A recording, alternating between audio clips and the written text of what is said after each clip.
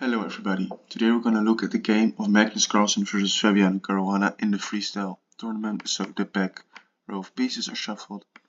So let's jump in the game. Fabiano opens with c4. Just wait for the ending because it is crazy. Magnus gets such a losing position, but is he able to bounce back? So first they open, Magnus goes with the f-pawn to open up his rook, and Fabiano does the same. But Magnus doesn't go for this, he goes for the more solid. They open up the queen, but this is kind of sticking out. So he goes e3, Magnus does the same, they develop the knights.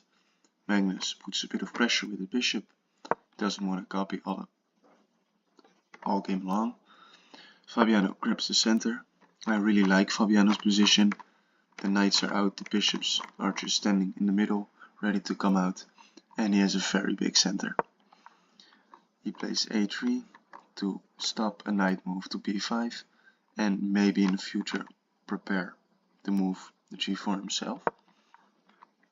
And Magnus go with h4 because he wants to maybe soften up the king's position. And here comes move g4, takes, they trade, and in the end of the line this pawn is hanging, and Fabiano infiltrates Magnus' position. Magnus defends his position while developing a piece. It is staring at a very strong center, so it's not putting pressure really, but it's just getting the bishop off of its home square. The queen comes back, it's done its job, it's one pawn, and it would be just a target over there. And now Magnus strikes back in the center, takes, and this opens up the file of the kings, which will be important later in the game. And here Fabiano goes around with the knight because he wants to maybe play f5, and he wants to maybe jump in with his knight hitting the rook. The rook has to move, and then black can't castle to that side anymore. And here Magnus takes, king takes, and this is such a big mistake by Magnus. Just try to find a move. It's +4 almost. It's not just taking back, you have the very logical check in between, and the king has 2 moves, or the queen has to sacrifice itself to go to this square, but after you play this, the bishop will be taken with a check, and the attack continues. And what happens in the game? The king moves forward, now the queen comes in with a check, and you can't block, so the king has to move to the center, because again, otherwise it would be in a check when the bishop is captured. So the king moves forward, and this would be a really nice square for the knight, but now the king is just standing there, and just look at the king. It's cut off from all sides. There is no legal moves, but it is not checkmated, and that's the crazy part, and that's what Fabiano is figuring out with 3 minutes on the clock. Where is the checkmate? It's not easy. Magnus wants to trade rooks, and you're looking for checks, but what is there? And also this is an idea, to put the bishop on this file, play f5, but if you play it right now, then the king can just move back, because there is no queen check on this diagonal. Now the king moves up, which is a very good move, because you don't want to take the rook, because then the queen will activate, but you also don't want to play this right now, because then they take with check. If the king has to take, and then the queen activates also. So you play so you can replace the rook with the other rook.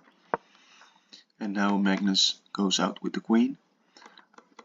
He wants to offer a queen trade. It does damage the pawns, but he just needs to get the pressure off, because the king is so stuck, so it looks like he will get checkmated any minute.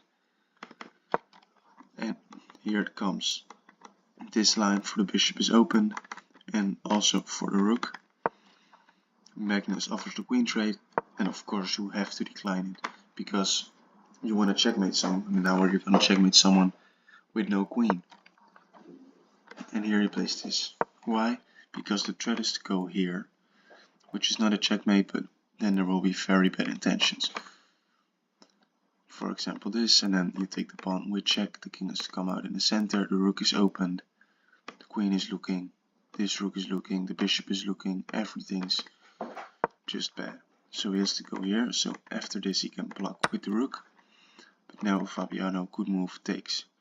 They started with 25 minutes and now they have 1 minute on the clock, so it's becoming a bullet game. They do gain time when they make a move. Magnus takes the pawn, very bad decision.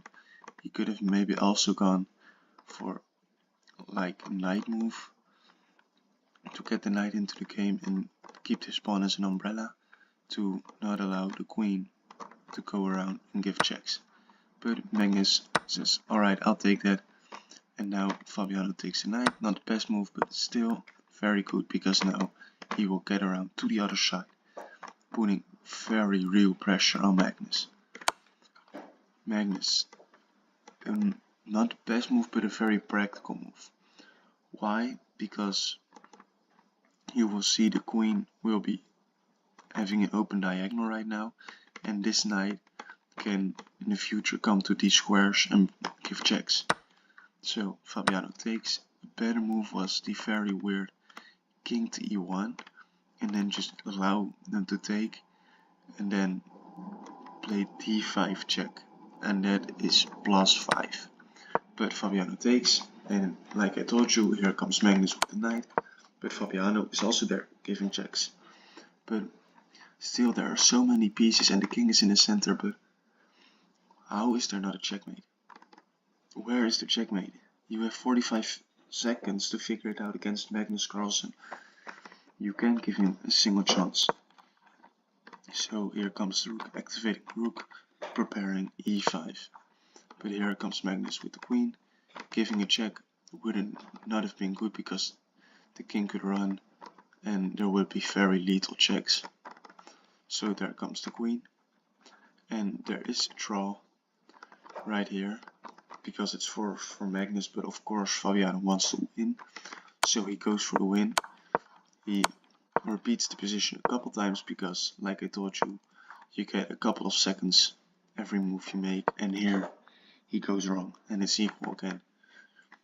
He goes to this diagonal. What should he have played? He should have moved back with the queen and then continue with the checks, and then in the end play rook to e4 check, sacrificing the rook. Very hard, but with the bishop and the queen would be a winning position, but he gives Magnus a chance. Fabiano was +5 and now it's equal, but it's really hard because you still don't have a lot of time, and Magnus is pressing. He runs the king because he wants to go to safety, and there was a small chance for Fabiano, but he plays d5. Now finally the rook activates. It was standing on a8 the whole game, doing nothing, but it comes to game. And now the bishop comes back because the very logical move d5 can just be taken because of the pin. So the bishop defends the rook. So the threat was d5, and now g5 attacking the rook. Rook moves, and now you get the open file, and this is starting to look dangerous. And here a mistake. Try to find a winning move. It is a very logical move, but it's not such a logical move as a puzzle or something. It's queen to f1, because you cut off the king, you threaten to infiltrate with the rook, you threaten this check, and because the queen left, so you're really in black's territory. Also moves like this in the future to trap the rook once this pawn is defended. Now Fabiano centralizes the queen, but the m is already on the board, and it starts with the queen to f2, after king f1, the rook comes in, the bishop has to block, and now he can play this check, at least picking up a rook.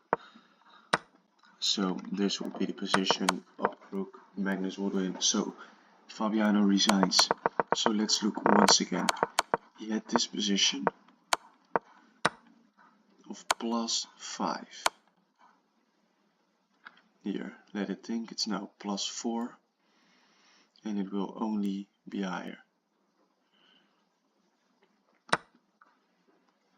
So Very good position, and Magnus turns it around to a victory and resignation from Fabiano, winning the freestyle tournament. So crazy. Check out my other videos, have a great day, play some chess, and I see y'all in the next video. Later.